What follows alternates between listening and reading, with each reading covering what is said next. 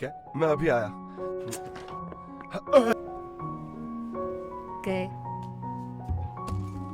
Hey guys, আজ আমি explain করবো I am not a robot Korean ড্রামাটির 16 নম্বর পর্ব, অর্থাৎ শেষ পর্ব। এর প্রথম 15টি পর্ব যদি আপনারা এখনো না দেখে থাকেন তাহলে ডেসক্রিপশন বক্স অথবা আই বাটনে লিংক দেওয়া আছে, সেখান থেকে অবশ্যই আগের পর্বগুলো দেখে নেবেন। তো চলুন আর বেশি কথা না বাড়িয়ে শুরু করা যাক আজকের এক্সপ্লেন ভিডিও। শুরু করার আগে আমি রিফাত আছি আপনাদের সাথে, স্বাগতম আমার চ্যানেলে বিএম দা এক্সপ্লেনার। আগের পর্বে আমরা দেখেছিলাম কিমের বাবাকে হত্যার অপরাধে সিওলের বাবাকে পুলিশ গ্রেপ্তার করে। এছাড়াও আজিত্রীকে আমরা মার্টিনদের কাছ থেকে পালিয়ে যেতে দেখেছিলাম। অনেক খোঁজাখুঁজির পর শেষমেশ হংরা তাকে খুঁজে পায়। অন্যদিকে সিওল কিমের ভয়ঙ্কর অ্যালার্জির ব্যাপারটা জানতে পারে এবং অনুতপ্ত হয় যে কিম সবার থেকে দূরে দূরে থাকে বলে এতদিন সে কিমকে অনেক ভুল বুঝে এসেছে। ফলে এখন সত্যিটা জানার পর সে কিমের কাছে ক্ষমা চাওয়ার জন্য তার বাড়ির সামনে গিয়ে ভাবতে থাকে কিম তাকে আদৌ ক্ষমা করবে কিনা। তখন দেখা যায় বাটলার সেখানে এসে তাকে ভিতরে আসতে বলে। সিওল বলে, তুমি কি জানতে কিমের অসুখের ব্যাপারে? বাটলার বলে, আমি সবকিছুই জানি, উনি 15 বছর ধরে এ রোগে ভুগছেন। সিওলও তখন মনে পড়ে কিম ঠিকই বলেছিল, ছোটবেলায় সে আসলে কিমকে ধোকা দিয়েছে, কিন্তু সেটা নিজের অজান্তে। বাটলার আরো বলে 15 বছর ধরে উনি কাউকে স্পর্শ করতে পারেননি, উনার সব কাজ ওনাকে একাই করতে হতো। আর সবচেয়ে কষ্টের কথা হলো ওনাকে কেউ দেখতেও আসতো না। আপনি তো কখনো আসেননি। সিওল তখন অনুতপ্ত হয়ে বলে, ভুল করেছি আমি। বাটলার বলে, আপনি যদি সত্যিই বুঝতে পারেন যে আপনি ভুল করেছেন তাহলে কিমমিনের কাছে কি ক্ষমা চান। এছাড়াও রিয়েলও তাকে একই কথা বলে। সে বলে, এখনো সময় আছে, সবকিছু ঠিকঠাক করে তোমরা আবার বন্ধু হয়ে যাও।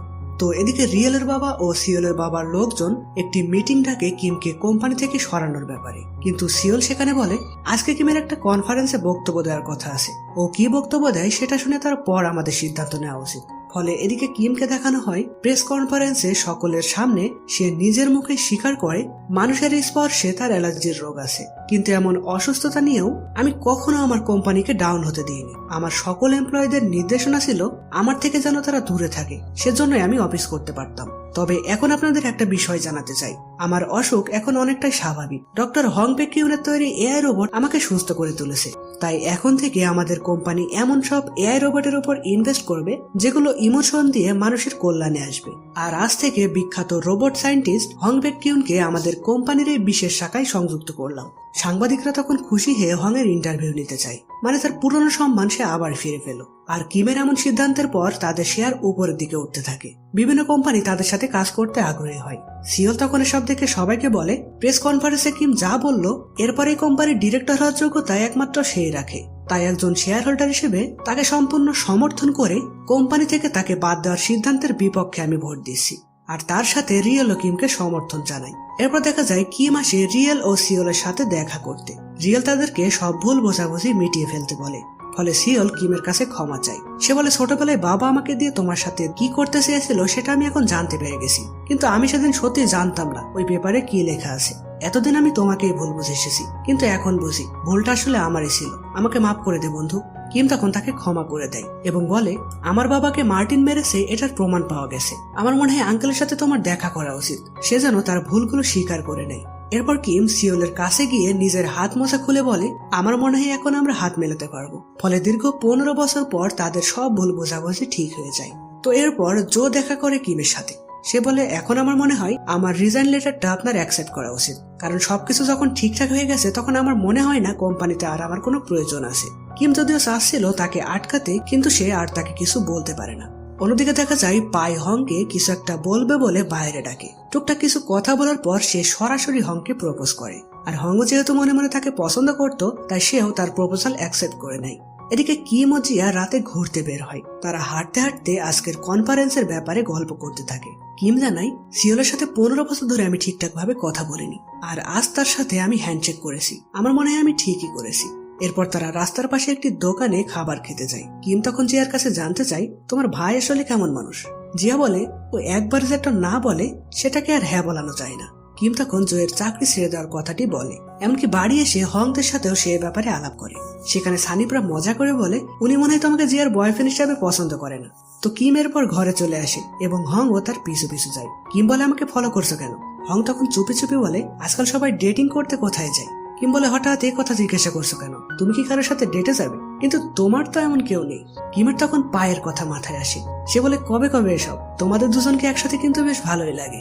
কিম তখন ডেটে যাওয়ার মতন সুন্দর একটি জায়গার লোকেশন হংকে দিয়ে দেয়। এদিকে জো চাকরি ছেড়ে দিয়েছে এটা তার ওয়াইফ জানতে পারে, আর এটা শুনে সে তাকে অনেক বকাবকি করে। সে বলে কালই তুমি রেজিগনেশন লেটার ফেরত নিয়ে আসবে। ফলে পরের দিন সে কিমের সাথে দেখা করে। এদিকে জো চাচ্ছিল লেটার ফেরত দিতে, কিন্তু কিম হয়েছে জিয়ার কাছে শুনেছিল তার ভাই একবার যেটা না বলে সেটাকে আর হ্যাঁ বলানো যায় না। তাই কিম ভাবছিল সে জোয়ের লেটার তাহলে ভালোভাবেই গ্রহণ করবে। ফলে জো সেখানে কিছু বলার আগে সে বলে, আপনি যেহেতু ডিসিশন নিয়েছেন তখন আর কি বলবো, আপনার লেটার আমি গ্রহণ করছি, তবে খুশি হতাম যদি আপনি থেকে যেতেন। জো তখন কিমের কথা শুনে লেটার ফেরত নেওয়ার ব্যাপারে আর কিছু বলতে পারে না। তো এদিকে জিয়া সানহির কফি শপে বসে নিজে কিছু করবে বলে ঠিক করছিল। তখন সেখানে কিম এসে বলে, তোমার ভাইয়া এসেছিল আমার কাছে। জিয়া তখন বলে, ও আমি তো ভুলেই গেছিলাম, ভাইয়া তার রেজিগনেশন ফিরে নেওয়ার জন্য তোমার কাছে গেছিল। কিম তখন লজ্জায় পড়ে যায়। সে বলে, আমি তো লেটার গ্রহণ করে ফেলেছি, এখন কি হবে? জিয়া বলে, তুমি এক কাজ করতে পারো, ভাইয়া ভাবিকে দেখে সবচেয়ে বেশি ভয় পায়, তুমি যদি আমার বাড়িতে গিয়ে ভাবির সামনে লেটারটি ভাইয়াকে দাও তাহলে ভাইয়া না করতে পারবে না। এদিকে দেখা যায় সানিব, হোকতাল ও সানহি হলে মুভি দেখতে যায়। মুভিতে রোমান্টিক একটা সিন দেখে সানহি হোকতালকে কিস করতে যায়। তখন সানিব পিছন থেকে বারবার তাদের বাধা দেয়, মানে সবার প্রেম হয়ে গেলেও তার তো কোনো ব্যবস্থা হচ্ছিল না, তাই তাদেরকে দেখে সে জেলাস হচ্ছিল। এরপর তারা বাইরে খাবার খেতে গেলে সেখানে সানিপের পুরনো এক বান্ধবীর সাথে তার দেখা হয়ে যায়, যার সাথে সে বিদেশে লেখাপড়া করত। তো সানিপ তাকে পেয়ে আশা ফিরে পায় এবং আমাদের মনে হতে থাকে মেয়েটিও সানিপকে পছন্দ করে। ফলে অন্যদের মতন তারও এবার একটা ব্যবস্থা হয়ে গেল। অন্যদিকে সিওল তার বাবার সাথে দেখা করতে চায়। সে বলে, বাবা প্লিজ নিজের ভুলগুলো স্বীকার করে নিয়ে ভালো হয়ে যাও। কিন্তু তবুও সে বলে, অসম্ভব, আমি কখনো কিমের কাছে হার স্বীকার করব না। এছাড়াও কিম আসে তার সাথে দেখা করতে। কিম তাকে বলে, বাবার সাথে আপনার কি নিয়ে শত্রুতা ছিল তা আমি জানি না, তবে আমি আর সিওল কখনোই এমনটা করব না।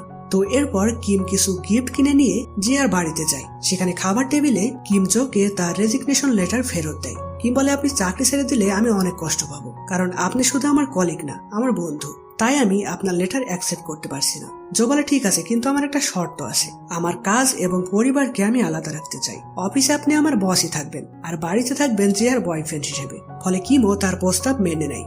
এরপর সে জিয়ার রুমে যায়। সেখানে পুরো ঘর জুড়ে জিয়ার বিভিন্ন আইডিয়ার কালেকশন দেখে সে অনেক খুশি হয়। এই খুশিতে সে যখন জিয়াকে কিস করতেই যাবে তখন সেখানে জিয়ার ভাতিজি এসে বলে, আম্মু যেন কেমন করছে। আসলে জিয়ার ভাবি ছিল প্রেগনেন্ট আর এখন তার বেবি হওয়ার সময় হয়ে গেছে। ফলে তারা সবাই মিলে তাকে হসপিটালে নিয়ে যায় আর তার সুন্দর একটা মেয়ে বেবি হয়। এদিকে হং আজিত্রির ফেস পরিবর্তন করে তাকে আরো উন্নত করে ফেলেছে। এরপর সে অনেক অনেক সাংবাদিকদের সামনে স্টেজে এসে সকলকে তাদের অর্জনের কথা বর্ণনা করে, যে কোনো রোবট যদি মানুষের সাথে ইমোশনালি অ্যাটাচ হতে পারে তাহলে মানব সেবায় তারা আমাদের অনেক উপকার করতে পারবে। আর ফাইনালি আমাদের সান্টামেরা টিম সেই রকমই একটি রোবট বানাতে সক্ষম হয়েছে।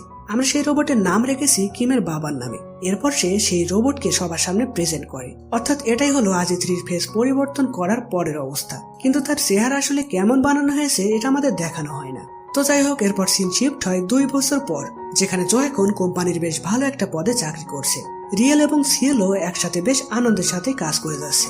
এছাড়াও ডক্টর ও সানহি, জিয়ার ভাবি ভাতিজি সবাই খুবই সুন্দরভাবে জীবন কাটাচ্ছিল এবং সকলেই কোনো একটা জায়গায় যাবে বলে আমাদের মনে হচ্ছিল।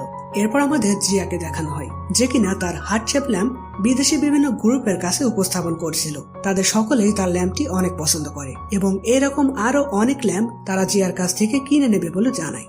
তো এরপর আমরা কিমকে দেখি। সে ফাইনালি 2 বছরের কোরিয়ান মিলিটারি ট্রেনিং শেষ করে বাড়ি ফিরল, যেটা প্রত্যেক কোরিয়ানদের জন্য বাধ্যতামূলক। আর ড্রামার একদম প্রথম এপিসোডে আমরা দেখেছিলাম তার অ্যালার্জি প্রবলেমের জন্য সে অনেকবার চেষ্টা করেও এই ট্রেনিং করতে পারছিল না। তো এখানে আমরা এও জানতে পারি সবাই মিলে যে কোথাও যাওয়ার কথা বলছিল সেটা কিমের বাড়িতে। কিম 2 বছর পর তাদের মাঝে ফিরে আসছে, সেটাই তারা সেলিব্রেট করবে সেজন্য। তো বাড়িতে এসে কিম সবার প্রথমে তার সামনে জিয়াকে দেখে। তারা দুজন দুজনকে দেখে অনেক খুশি হয়। তারপর তারা বাড়িতে প্রবেশ করতে গেলে জিয়া পা পিছলে পড়ে যেতে চায়, কিন্তু কিম তখন তাকে রোমান্টিক ভাবে ধরে ফেলে আর বলে এই সময়টাই কিস করার সঠিক সময়। এই বলে তারা দুজন দুজনকে কিস করে আর এই পুরো ড্রামাটির সুন্দর একটা হ্যাপি এন্ডিং হয়। তো গাইস, শেষ মুহূর্তে আপনাদের একটা জিনিস একটু ক্লিয়ার করে দিই। পুরো ড্রামাতে সব থেকে রহস্যময় ক্যারেক্টার হলো ম্যাডাম এক্স, যিনি আসলে কে এই বিষয়ে ড্রামার কোথাও কিছু বলা হয়নি। তবে সম্ভবত উনি সিআই এর একজন এজেন্ট, অথবা কারো মতে উনি কিমের ফুপুও হতে পারেন। আপনাদের কাছে কি মনে হয় সেটা কমেন্টে জানাতে পারেন। আর এই পুরো ড্রামাটির কাহিনী যদি আপনাদের ভালো লেগে থাকে তাহলে আশা করি বন্ধুদের কাছে এই ড্রামার প্লে লিস্টটি শেয়ার করে তাকেও দেখার সুযোগ করে দিবেন। তো দেখা হবে পরবর্তী নতুন কোনো ড্রামা বা মুভির কাহিনী নিয়ে। ততদিন পর্যন্ত ভালো থাকবেন, সুস্থ থাকবেন। বাই।